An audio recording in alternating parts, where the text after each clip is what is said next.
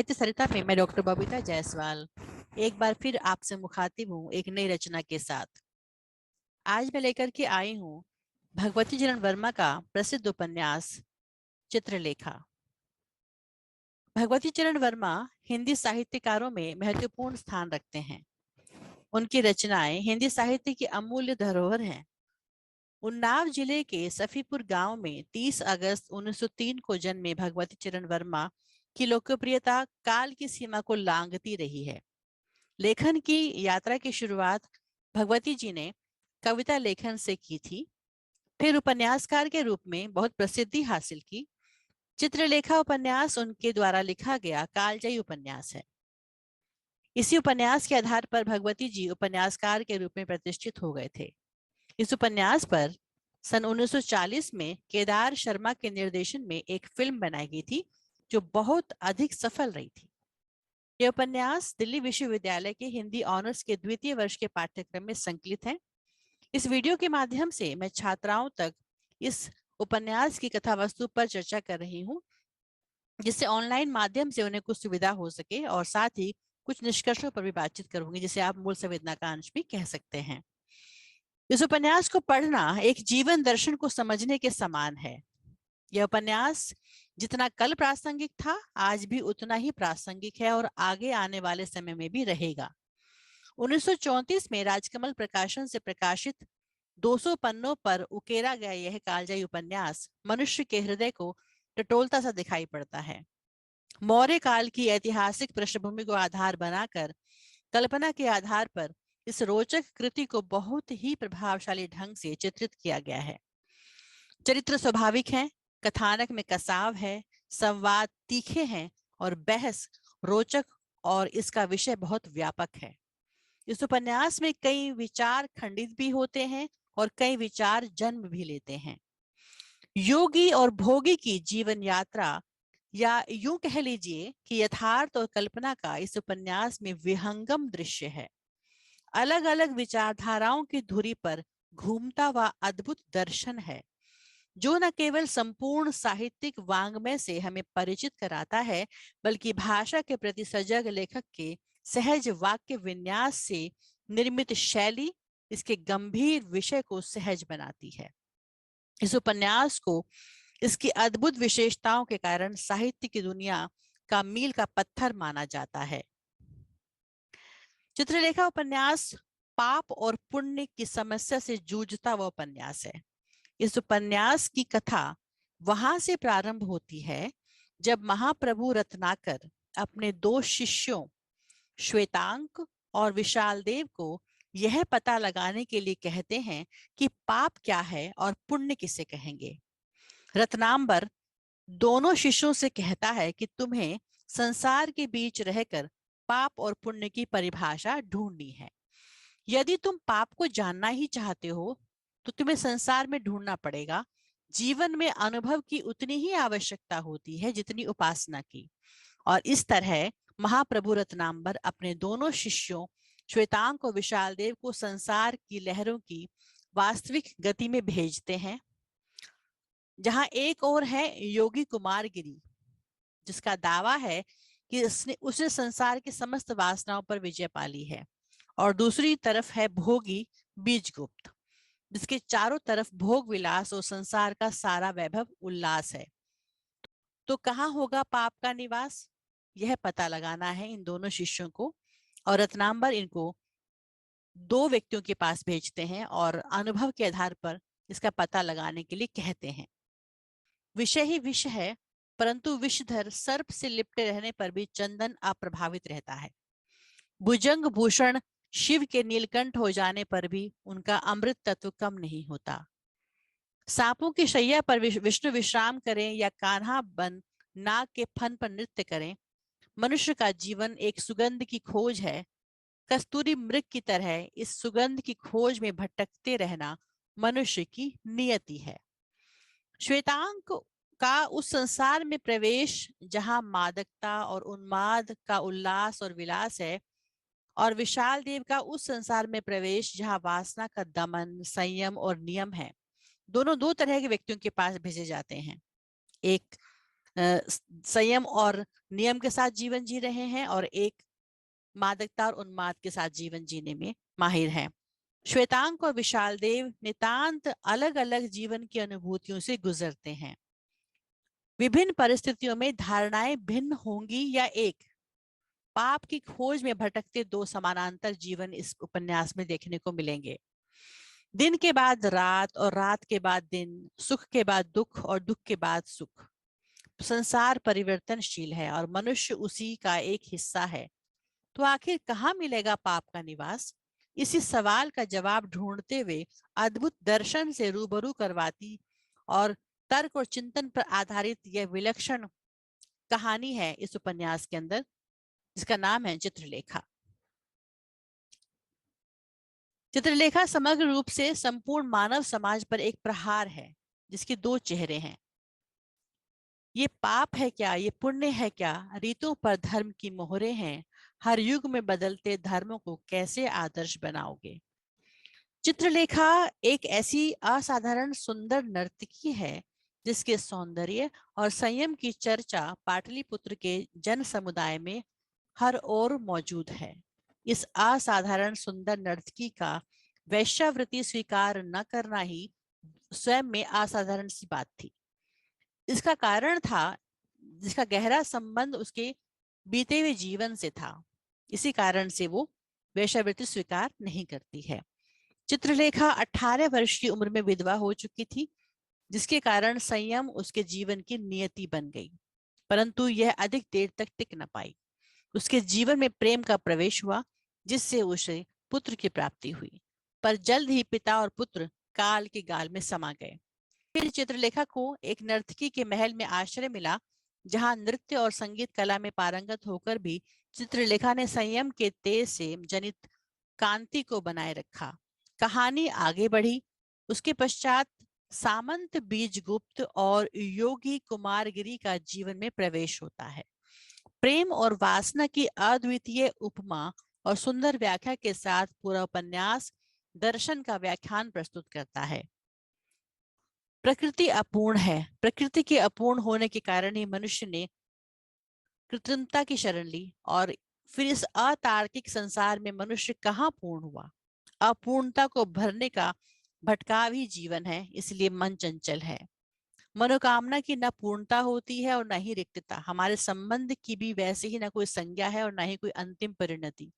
श्वेतांक और विशाल देव इन दो शिष्यों के माध्यम से प्रभु रत्नांबर का पाप और पुण्य की खोज करना बड़ा ही रोचक है। एक ही गुरु के दो शिष्य होकर भी अपने जीवन के अनुभवों के आधार पर पाप और पुण्य की परिभाषा अलग अलग देते हैं दोनों, जिसके उत्तर में रत्नांबर उन्हें कहते हैं कि पाप और पुण्य कुछ नहीं।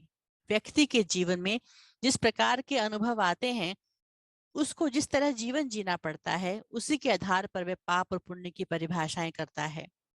इसलिए श्वेतांक जीवन के अनुभव में उतरकर वासना और मदिरा में तृप्त रहने वाले बीजगुप्त को देवता मानता है और संसार की मोह माया का त्याग करने वाले कुमारगिरी को पापी कहता है।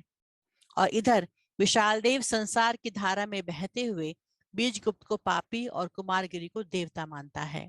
अर्थात संसार की पाठशाला में अनुभव की शिक्षा प्रणाली के अंतर्गत परिस्थितियों द्वारा पढ़ाया गया पाठ है।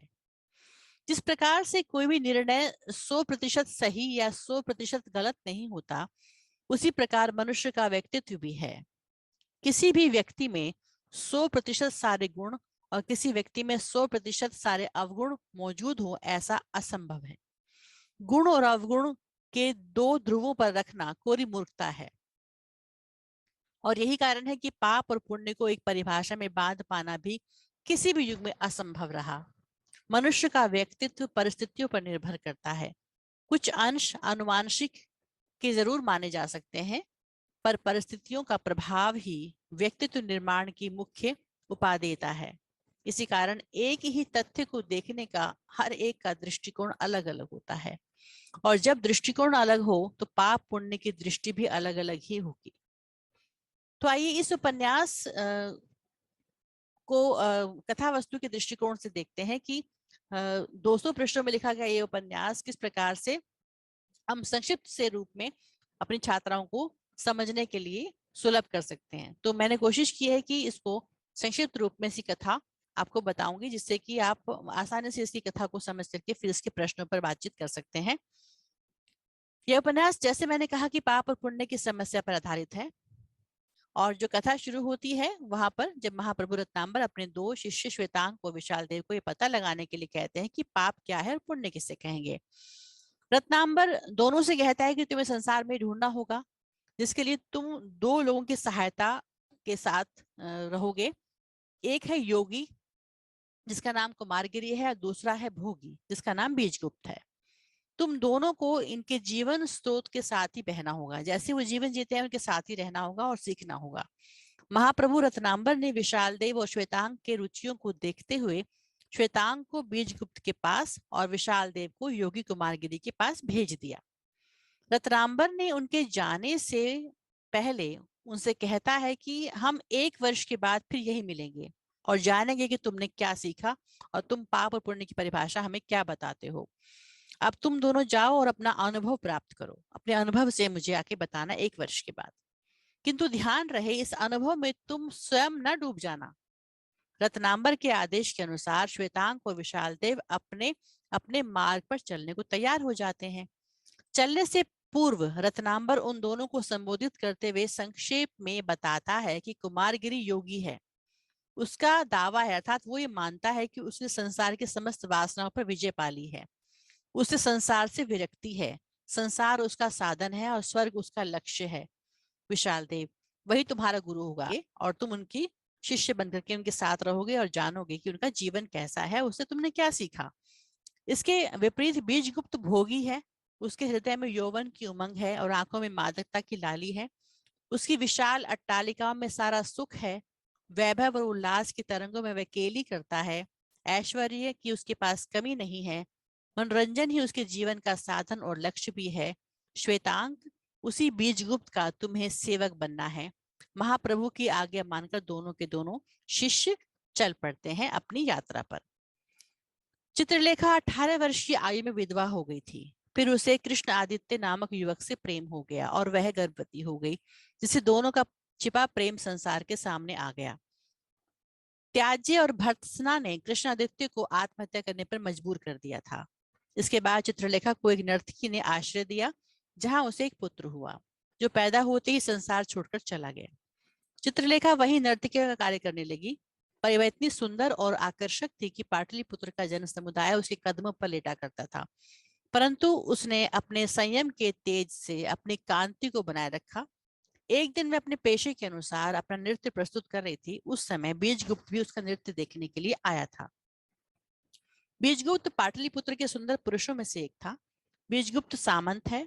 वह अपने विशाल अट्टालिकाओं में भोग विलास, मदिरा पान और नर्तकियों के नृत्य में मग्न रहता है। नृत्य करती चित्रलेखा पर उसकी दृष्टि पड़ी। उसे लगा कि कृष्ण आदित्य बीजगुप्त के रूप में स्वर्ग से यहाँ आ गया है। तभी बीजगुप्त की आंखें भी चित्रलेखा से मिली। बीजगुप्त चित्रलेखा पर मोहित हो गया और उसने चित्रलेखा से अकेले मिलने का प्रस्ताव रखा। चित्रलेखा ने कहा, मैं वैश्या नहीं हूँ, केवल एक नर्तकी हूँ और मेरा संबंध व्यक्ति से नहीं, मैं समुदाय में आती हूँ। यह सुनकर बीजगुप्त उदास हो गया। धीरे धीरे दोनों को एक दूसरे से प्रेम हुआ। चित्रलेखा और बीजगुप्त मादकता और भोग विलास में लिप्त हो गए और इसे ही संसार का सुख समझने लगे। एक दिन दोनों केली ग्रह में मादकता और उन्माद में खोए थे। उसी समय वहां रत्नांबर और श्वेतांग ने प्रवेश किया। वे थोड़ी देर रुके और उन्होंने कहा कि पाटलिपुत्र की सर्वसुंदरी और पवित्र नर्तकी अर्धरात्रि के समय बीजगुप्त के केली ग्रह में आश्चर्य होता है मुझे। बीजगुप्त ने महाप्रभु रत्नांबर के आने का कारण पूछा तो उन्होंने बताया कि मेरे शिष्य ने आज मुझसे प्रश्न पूछा है कि पाप क्या है। इसका उत्तर देने में मैं असमर्थ हूँ। इसका पता लगाने के लिए ब्रह्मचारी की कुटीर उपयुक्त साधन नहीं है, इसलिए मैं तुम्हारी सहायता गुरुदक्षिणा के रूप में लेना चाहता हूँ। संसार के भोग विलास में ही तुम्हारा सही परीक्षण हो सकेगा, इसलिए मैं चाहता हूँ कि तुम श्वेतांग को सेवक के रूप में स्वीकार करो और याद रखना कि यह तुम्हारा गुरु भाई भी हो सकता है। बीजगुप्त ने रत्नांबर की आज्ञा शिरोधार्य की और रत्नांबर चला गया। बीजगुप्त और चित्रलेखा का श्वेतांग से परिचय कराते हुए कहता है कि ध्यान रखो तुम मेरे सेवक हो और चित्रलेखा मेरी पत्नी के समान है, तो ये तुम्हारी स्वामिनी के समान हुई। केली भवन में चित्रलेखा के मादक सौंदर्य को देखकर श्वेतांग की आंखें चौंधिया गईं। श्वेतांग ने जब बीजगुप्त के कहने पर चित्रलेखा को मदिरा का पात्र थमाया तो उसका उसके हाथ से स्पर्श हो गया, जिससे श्वेतांग का पूरा शरीर रोमांचित हुआ। उसी दिन बीजगुप्त ने श्वेतांग से चित्रलेखा को उसके भवन तक छोड़ आने का आदेश दिया। धीरे धीरे वह श्वेतांग का रोज का ही कार्य बन गया। दूसरी ओर कुमारगिरी जो योगी है, उसका क्षेत्र संयम और नियम है। उसका मानना है कि संयम और नियम से पाप दूर रहता है। फिर भी वह अपने आचार्य रत्नांबर से कहने पर विशाल देव को पाप का पता लगाने के लिए शिष्य के रूप में स्वीकार कर लेता है। कुमारगिरी ने बताया था कि विशाल देव को किस प्रकार से तप, नियम और सिद्धांत को अपनाना है, वैसे ही वो आचरण करने लगता है। एक दिन सम्राट चंद्रगुप्त के महल में किसी उत्सव का आयोजन होता है, जहां अनेक गणमान्य उपस्थित होते हैं। उसी उत्सव में योगी कुमारगिरी और चित्रलेखा भी उपस्थित हैं और आमंत्रित हैं। जब नृत्य का आयोजन प्रारंभ होता है तो चित्रलेखा अपना नृत्य प्रस्तुत करती है, जिसका आकर्षक सौंदर्य देखकर सब मोहित हो उठते हैं। चित्रलेखा जब नृत्य करना आरंभ करती है तो उसकी दृष्टि कुमारगिरी की तरफ जाती है, जो योगी है। वह उन्हें देखकर उनकी ओर आकृष्ट होती है और तभी कुमारगिरी की दृष्टि चित्रलेखा से मिल जाती है। सम्राट की सभा में महामंत्री चाणक्य द्वारा तर्क वितर्क होता है, बहस होती है, एक तरह से विचार विमर्श होता है। इसको हम वाद विवाद भी कह सकते हैं, जिसमें कुमारगिरी अपने योग और साधना को समूह के समक्ष सिद्ध करते हैं। तभी चित्रलेखा कुमारगिरी के योग और संयम को समूह के समक्ष पलटकर लोगों में उसके प्रति संशय उत्पन्न कर देती है, जिससे कुमारगिरी बहुत दुखी हो जाता है और चित्रलेखा कुमारगिरी पर पूरी तरह से मोहित हो जाती है। पाटलिपुत्र के बहुत ही वृद्ध सामंत है आर्यश्रेष्ठ मृत्युंजय। उनकी इकलौती कन्या है यशोधरा, जिसका विवाह वह अपने ही समान महान सामंत बीजगुप्त से करना चाहते थे। बीजगुप्त उस नगर का सुंदर और महान सामंत है। यही जानकर मृत्युंजय ने यशोधरा के साथ उसके विवाह का प्रस्ताव रखा, लेकिन बीजगुप्त ने चित्रलेखा के प्रेम में होने से उस विवाह के लिए इनकार कर दिया। उसने कहा कि वह केवल एक ही स्त्री से प्रेम करता है और वह है चित्रलेखा। जब यह बात चित्रलेखा को पता चलती है तो उसने बीजगुप्त का विवाह यशोधरा से करवाने का निश्चय कर लिया और मन ही मन कुमारगिरी के आश्रम में जाकर रहने को विचार बना लिया। चित्रलेखा समझती है कि मुझे बीजगुप्त का विवाह यशोधरा से करवा देना चाहिए। इस समय वह बीजगुप्त को त्यागने और स्वयं कुमारगिरी के आश्रम में जाकर रहने के परिणामों से बिल्कुल अपरिचित थी। उसने बीजगुप्त से यशोधरा के विवाह का प्रस्ताव रखा और बीजगुप्त से यह भी कहा कि यशोधरा से विवाह करने में ही तुम्हारा भला हो सकेगा और तुम्हारा वंश बढ़ाने के लिए तुम्हें उत्तराधिकारी मिल सकेगा। रहा मेरा प्रश्न, तो मैंने कुमारगिरी के आश्रम में जाने का निर्णय कर लिया है, यह कहा चित्रलेखा ने। बीजगुप्त ने चित्रलेखा से कहा कि मैं केवल तुमसे प्रेम करता हूँ, किसी और की कल्पना और प्रेम मैं नहीं कर सकता। बीजगुप्त की इन बातों को चित्रलेखा ने अनदेखा कर दिया। चित्रलेखा के कुमारगिरी के आश्रम में जाने के बाद बीजगुप्त पाटलिपुत्र में ना रह पाया। उसने मृत्युंजय की पुत्री के साथ विवाह का प्रस्ताव भी ठुकरा दिया। सारी बातें परेशान करने लगी। उसने मृत्युंजय के भवन में जाकर क्षमा मांगने का निर्णय लिया और श्वेतांग से संदेश भिजवाया। श्वेतांग मृत्युंजय के महल संदेश लेकर पहुंचा तो वहां उनकी पुत्री यशोधरा मिली। उस समय उसके पिता महल में अनुपस्थित थे। श्वेतांग की दृष्टि यशोधरा की दृष्टि से मिली। यशोधरा सुंदर और आकर्षक थी। उसे देखकर श्वेतांग और उसकी ओर आकर्षित होने लगा। उसी समय यशोधरा के पिता मृत्युंजय भी वहां आए। मृत्युंजय ने श्वेतांग से आने का कारण पूछा तो श्वेतांग ने बताया कि बीजगुप्त आपसे क्षमा याचना चाहते हैं। श्वेतांग ने यह भी बताया कि बीजगुप्त कुछ समय के लिए पाटलिपुत्र से बाहर काशी जा रहे हैं, क्योंकि बीजगुप्त इन सारी दुविधाओं से निकलकर अपना कुछ समय एकांत में बिताना चाहते थे। यशोधरा ने अपने पिता से कहा, क्यों ना हम भी काशी में भ्रमण के लिए जाएं? पिताजी, मैंने भी काशी नहीं देखा है। मृत्युंजय ने श्वेतांग से कहा कि बीजगुप्त से कह देना कि हम भी साथ चल रहे हैं। श्वेतांक नहीं चाहता था कि बीजगुप्त और यशोधरा काशी यात्रा में साथ जाएं, लेकिन अपनी सीमाओं के कारण से वह कुछ नहीं बोल सका, क्योंकि वो उनका शिष्य था। काशी में कुछ समय व्यतीत करने के बाद बीजगुप्त यशोधरा की तरफ आकर्षित होने लगा था। लौटने पर उसने यशोधरा से विवाह करने का निर्णय कर लिया। उसने मन ही मन कहा कि चित्रलेखा ने मुझे छोड़ा है, मैंने चित्रलेखा को नहीं छोड़ा। जब ये प्रस्ताव वह श्वेतांग द्वारा यशोधरा को भिजवाना चाहता है तो श्वेतांग उसे बताता है कि यशोधरा से तो वह स्वयं विवाह करना चाहता है। यह जानकर बीजगुप्त बहुत क्रोधित हो जाता है और सोचता है कि यशोधरा से वही करेगा। श्वेतांग उसका अधिकारी नहीं है, वो मेरा शिष्य है, उसको ये अधिकार नहीं है कि वो मेरी पसंद यशोधरा से विवाह करे। लेकिन बाद में श्वेतांग के मन की पीड़ा जानकर वह स्वयं उसका प्रस्ताव लेकर मृत्युंजय के पास जाते हैं और उसकी तारीफ करते हुए कहते हैं कि यशोधरा से उसका विवाह कर दीजिए। मृत्युंजय श्वेतांग के पिताजी के सहपाठी थे, वे उसे अच्छी तरह जानते थे, लेकिन निर्धन होने के कारण से उन्होंने उससे अपनी बेटी के विवाह करने से मना कर दिया था। बीजगुप्त ने उनसे श्वेतांग को अपना दत्तक पुत्र बनाने की बात की, अर्थात कि बीजगुप्त ने कहा कि मैं इसको इस गोद ले लेता हूँ और मैं दत्तक पुत्र बनेगा तो उसके पास बहुत कुछ रहेगा, ये गरीब नहीं रहेगा, इसलिए आप उससे यशोधरा का विवाह कर सकते हैं। लेकिन मृत्युंजय को डर था कि बीजगुप्त की उम्र अभी अधिक नहीं है, यदि उसका विचार बदल गया और उसने दूसरी शादी कर ली तो उसका खुद का पुत्र ही उसका अधिकारी बनेगा। ये पता चलते ही बीजगुप्त ने अपने सारी संपत्ति और अपने पद श्वेतांग को दान देने की बात कह दी। जब बीजगुप्त को ये अंदेशा हुआ कि मृत्युंजय ये समझ रहे हैं कि यदि मैंने कभी विवाह किया तो मेरा पुत्र ही राज्य का अधिकारी बनेगा, तो उन्होंने शंका का निवारण करने के लिए सारी संपत्ति श्वेतांग को देने के लिए कह दिया और कहा कि अब तो कोई शंका नहीं है ना, तो अब तो आप यशोधरा से श्वेतांग का विवाह कर सकते हैं, क्योंकि अब जो भी संतान होगी इनकी तो वही उत्तराधिकारी होगी। और फिर बड़े धूमधाम से श्वेतांग और यशोधरा का विवाह संपन्न हो गया। इधर कुमारगिरी चित्रलेखा पर पूर्ण रूप से मोहित हो जाता है। वासना की आग में धधकता उसका मन ध्यानस्थ हो ही नहीं पाता, ध्यान लगा ही नहीं पाता। वह चित्रलेखा को भोगना चाहता है। चित्रलेखा उसकी भावनाओं को अच्छी तरह समझने लगती है। कुमारगिरी का योग उसे पूर्णतः आडंबर लगने लगता है। वह इस आडंबरी दुनिया से अब निकलना चाहती है। अब चित्रलेखा पुनः बीजगुप्त के पास जाना चाहती है। यह जानकर कुमारगिरी बेचैन हो उठता है और चित्रलेखा से झूठ बोलता है कि अब तो बीजगुप्त का विवाह यशोधरा से हो गया, तुम वहां जाओगी तो बीजगुप्त तुम्हें वहां से निकाल देगा। यह सब सुनकर चित्रलेखा दुखी हो जाती है, आहत हो जाती है। कुमारगिरी उससे कहता है कि मैं तुमसे प्रेम करता हूँ और तुम मेरे ही लिए ही तो यहाँ आई हो। चित्रलेखा और कुमारगिरी दोनों वासना में लीन हो जाते हैं और कुमारगिरी का संयम और नियम टूट जाता है।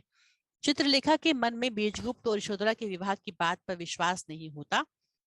वो विश्वास ही नहीं कर पाते कि बीजगुप्त कभी यशोधरा से विवाह कर सकता है। इस सच्चाई का पता लगाने के लिए वह विशाल देव को विश्वास में लेकर के उसे बीजगुप्त के घर भेजती है, जहाँ श्वेतांग उसे मिलता है और यशोधरा से अपने प्रेम की बात बताता है। उसे यह भी पता चलता है कि बीजगुप्त का प्रेम अब भी चित्रलेखा के लिए जीवित है। विशाल देव से यह जानकारी मिलते ही कुमारगिरी के प्रति उसका क्रोध भड़क उठता है और उसे धिक्कारती हुई वहां से निकल जाती है। लेकिन बीजगुप्त के पास जाने की हिम्मत उसे नहीं हो पाती। व्यथित और दुखी चित्रलेखा कुमारगिरी का आश्रम छोड़कर अपने घर चली आती है और संयमित जीवन जीने लगती है। श्वेतांग जब अपने विवाह के प्रति प्रीति भोज में शामिल होने के लिए उसे आमंत्रण देने के लिए आता है तो उसे बीजगुप्त, यशोधरा और श्वेतांग के विवाह और बीजगुप्त के भिखारी के रूप में निकल जाने आदि सभी बातों का पता चलता है।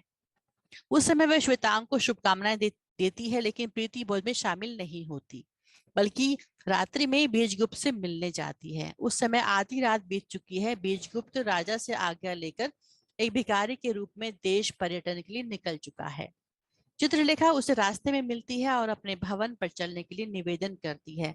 इस समय बीजगुप्त उससे कहता है, चलो चित्रलेखा, संसार में एक तुम्हारी ही बात मैं नहीं टाल सकता।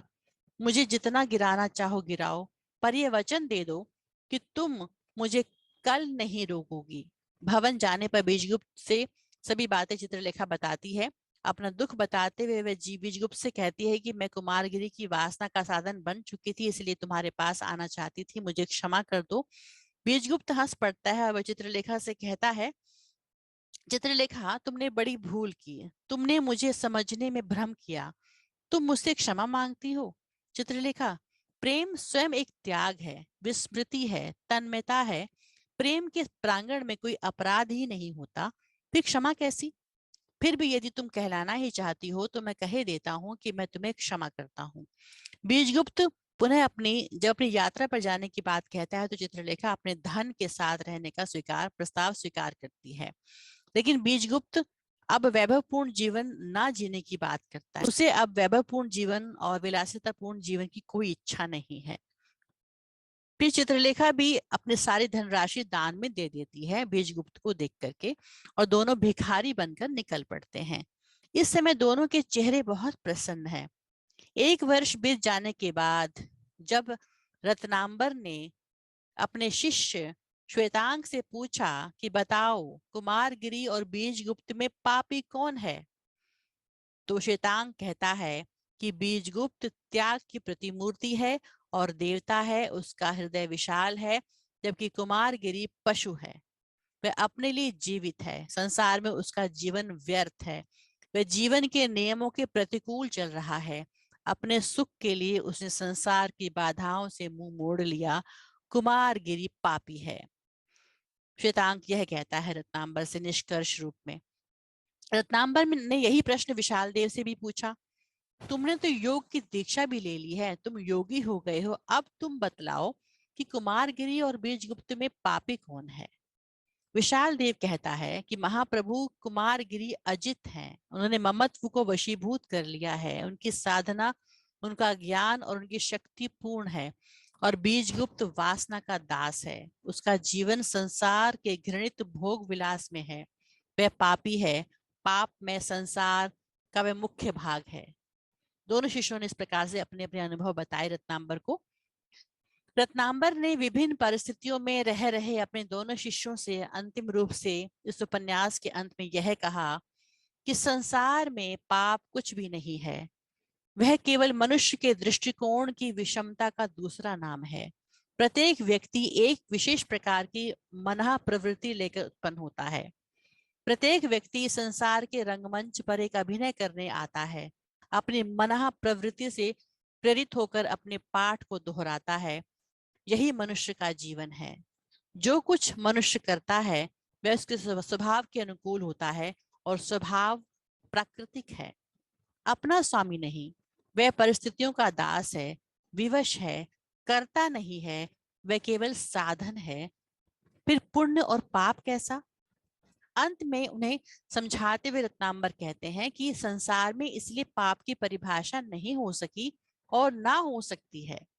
ना हम पाप करते हैं और ना पुण्य करते हैं, हम केवल वह करते हैं जो हमें करना पड़ता है।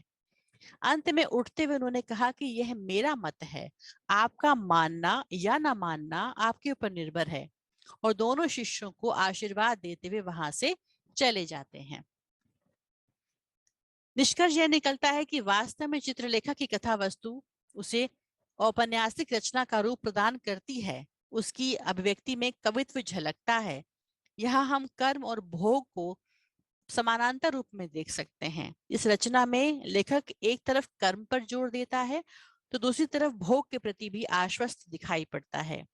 भगवती चरण वर्मा द्वारा लिखित ये उपन्यास पाप और पुण्य के प्रश्न पर आधारित है।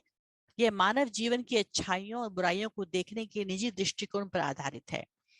जहां चित्रलेखा बीजगुप्त, कुमारगिरी और श्वेतांक और यशोधरा आदि अन्य पात्रों के माध्यम से लेखक यह संकेत करना चाहता है कि व्यक्ति पूर्ण रूपेण परिस्थितियों का दास होता है। वह प्राकृतिक नियमों से दूर जाकर शांत नहीं रह सकता। कहीं ना कहीं सामान्य जीवन की धारा उसके मन में प्रवाहित होती रहती है। उसे छिपाने की कोई लाख कोशिश कर ले, कहीं ना कहीं वह ऊपर आती ही है। इसलिए संस्कारों के आडंबरों की चादर के नीचे जीवन के यथार्थ को बहुत देर तक छिपाया नहीं जा सकता। इसलिए उपन्यास के अंत में रत्नांबर कहते हैं कि संसार में पाप कुछ भी नहीं है, यह केवल मनुष्य के दृष्टिकोण का ही दूसरा नाम है। मनुष्य में ममत्व प्रधान है। प्रत्येक मनुष्य सुख चाहता है, केवल व्यक्तियों के सुख के केंद्र अलग अलग होते हैं। कुछ को सुख को धन में देखने में अच्छा लगता है, कुछ सुख को मदिरा में देखते हैं, कुछ सुख को व्यभिचार में देखते हैं, कुछ त्याग में देखते हैं। पर सुख प्रत्येक व्यक्ति चाहता है। कोई भी व्यक्ति संसार में अपनी इच्छा अनुसार वह काम नहीं करेगा जिसमें दुख मिले। यही मनुष्य की मन की प्रवृत्ति है और उसके दृष्टिकोण की विषमता है। उपन्यासकार यह भी बताना चाहते हैं इस उपन्यास में कि ऐसा नहीं है कि मनुष्य जैसा दिखता है अंदर से उसका स्वभाव भी वैसा ही हो। कई बार ऐसा भी होता है कि हमारी भावनाएं कुछ और होती हैं और हम प्रदर्शन किसी और का करते हैं। यहाँ कुमारगिरी का चरित्र इसी बात की ओर संकेत करता है कि ऐसा नहीं है कि योगी के हृदय में प्रेम भावना उत्पन्न ना हो और फिर भोग विलास में लीन रहने वाला मनुष्य योगी नहीं बन सकता। लेखक यहाँ प्रेम और वासना में भेद स्पष्ट करते हुए बताना चाहते हैं कि प्रेम और वासना में अंतर है। जहाँ वासना पागलपन है और क्षण भर के लिए होती है, इसलिए पागलपन के साथ ही दूर हो जाती है, लेकिन प्रेम गंभीर है, उसका अस्तित्व शीघ्र नहीं मिटता, वे अनेक अनेक झंझावातों के बाद भी स्थायी बना रहता है। सब कुछ समाप्त हो जाने के बाद भी चित्रलेखा का बीजगुप्त के प्रति प्रेम अथवा बीजगुप्त द्वारा सब कुछ त्याग देने और चित्रलेखा की सभी बातों को जान समझकर भी उसे स्वीकार कर लेने की घटनाएं लेखक के उस विचारों का समर्थन ही करती हैं। सामान्य रूप से ये देखने में आता है कि मानव निरुपाय सा बिना किसी उपाय के परिस्थितियों के साथ उठता गिरता है, या कई बार संस्कारिता का दंभ भरने वाला व्यक्ति भी जीवन की सच्चाइयों के साथ बहता दिखाई पड़ता है। मानव जीवन के इसी भावनात्मक पक्ष को लेखक ने बड़ी बारीकी से चित्रित किया है इस उपन्यास में। संस्कारों के आडंबरों में जकड़ी हुई मानवीय भावनाओं को एक नई दृष्टि से देखने का काम किया है भगवती चरण वर्मा ने। तो ये बेहतरीन उपन्यास की संक्षिप्त से कथा वस्तु मैंने आपके सामने प्रस्तुत की। आशा है आप सभी को अच्छी लगी होगी और उपयोगी भी होगी।